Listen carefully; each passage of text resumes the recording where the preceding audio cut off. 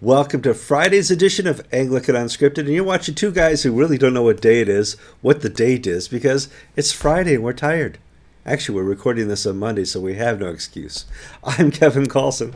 And I'm George Conger. Today's August 1st, 2014.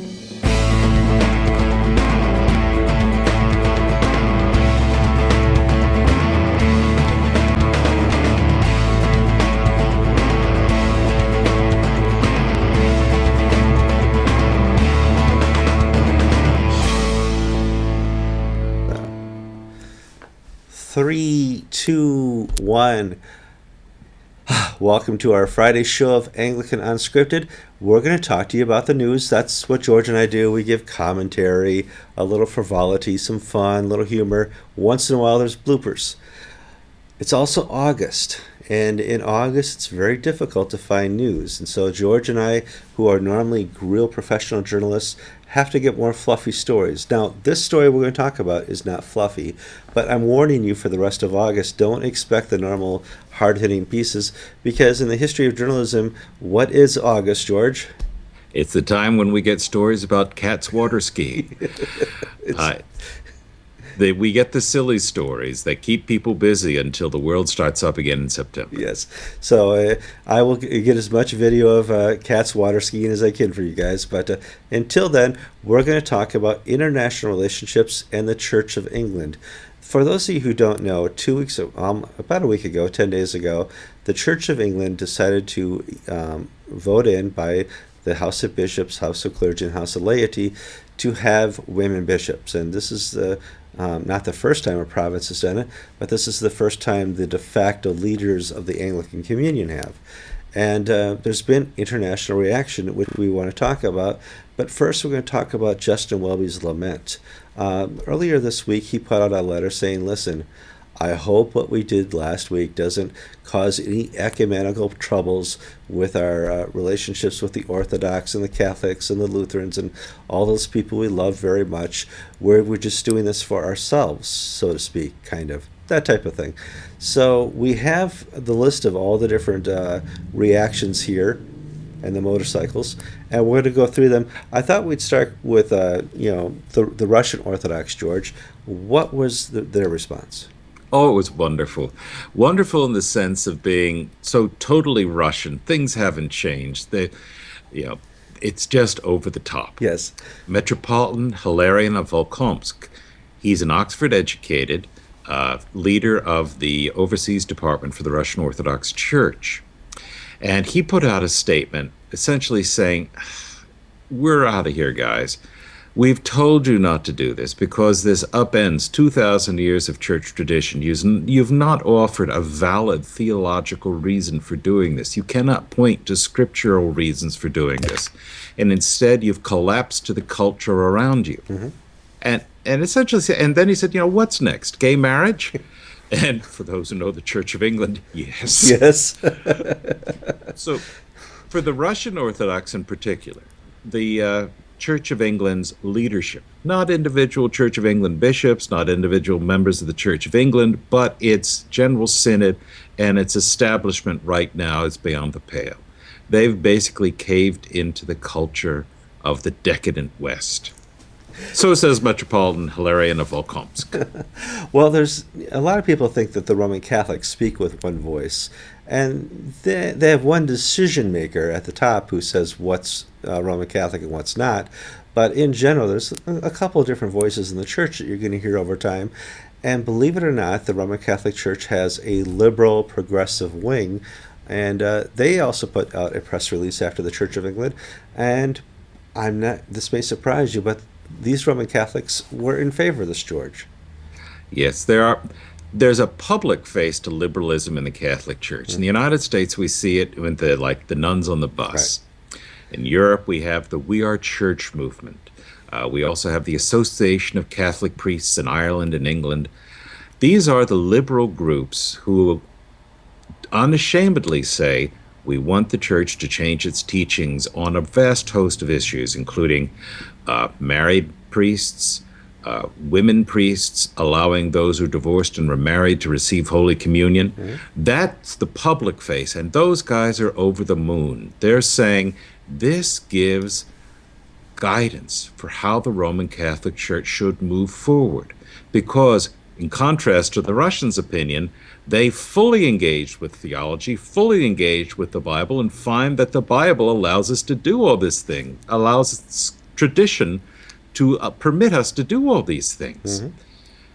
Now, you've got that public liberal voice, and then you've got sort of the quiet liberal voice, which is the hierarchy of the Church, of the Catholic Church in England and Wales, Mhm. the hierarchy of the Catholic Church in the United States. There are very liberal pockets of Catholicism that are quietly very supportive of this move, but they're not going to stick their necks out like these louder groups. So all that's working, but let's talk about the people who make the decisions.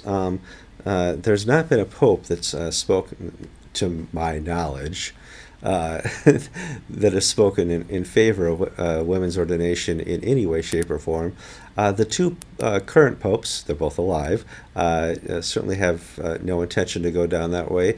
But the conservative Roman Catholic Church doesn't want to touch this, and it does affect ecumenical relations with them. I don't know how this. I mean, there was an Anglican forum that goes on called Eric or Iric every couple of years. Archic. Archic, sorry. Archic. Yeah, like I really care. No, sorry. That happens. Kevin, that Yeah. you just made a very telling point. Right.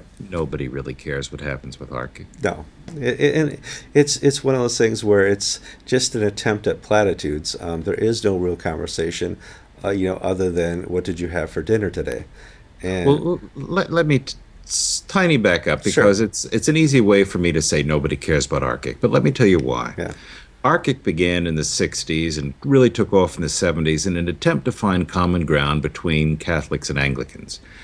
And it soon became basically a little boutique thing where liberal Catholics and liberal Catholic Anglicans could get together and congratulate each other.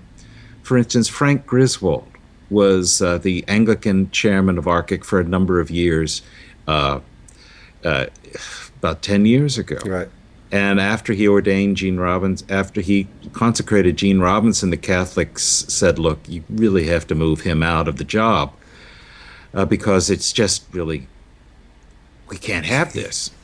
So Frank got canned because of the Catholics insisting he move on. Mm-hmm. Now we have a new batch of Archic talks, and the new Archic Anglican leader is the former Archbishop of New Zealand, Archbishop Moxon. Mm-hmm.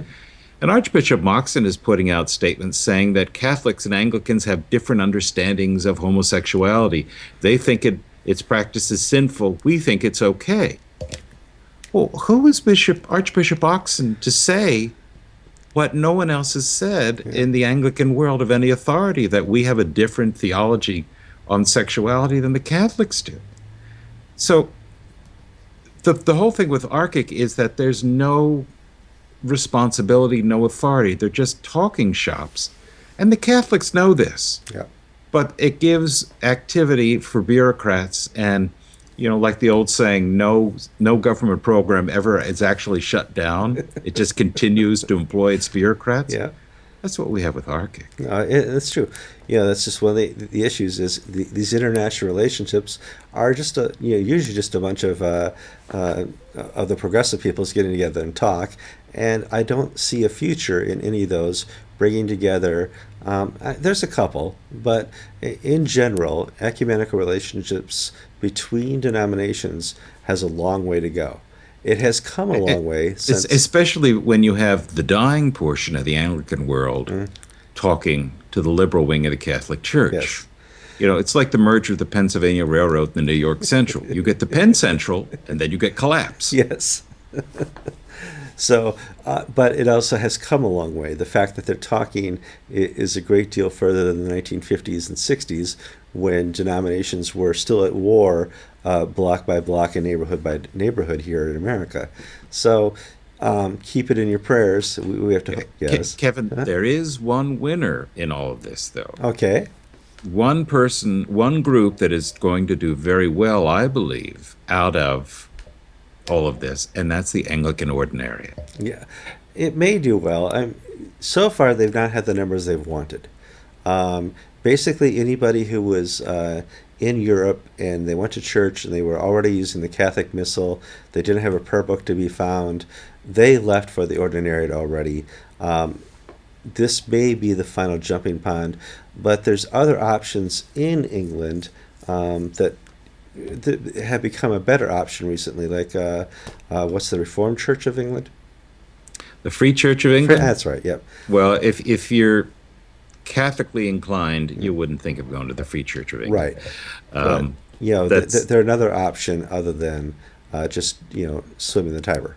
Well, we have to say that in England, the Catholic hierarchy detests the Ordinariate. Mm-hmm. They've done their best to kill it, to push it off as a little boutique that'll go away on its own. And the Ordinariate, despite all of the nonsense that they have been put through by the bishops of England and Wales, they are still alive. And Pope Francis has given them encouragement. Now, I believe that the Church of England is going to be going through some tremendous shakeups in the next 5 to 10 years. Mm-hmm. And I believe the Ordinariate is going to be one of the beneficiaries of the coming implosion of the Church of England. The Free Church of England, the Anglican mission in England, evangelical Anglicans are doing quite well, thank you, in England. Right. The Alpha movement, for instance. Mm-hmm.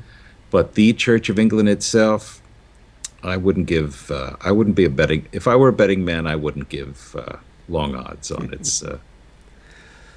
Well, that's the conversation we had on international relationships. It's one of those dynamics we have in the church when a place like the Church of England makes a big decision on their own. It has ramifications.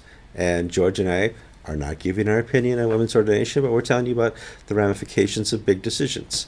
It's the only story we could find on a Friday in August. Now you know what's coming. I'm Kevin Carlson. And I'm George Conger, and you've been watching episode 113 of Anglican Unscripted.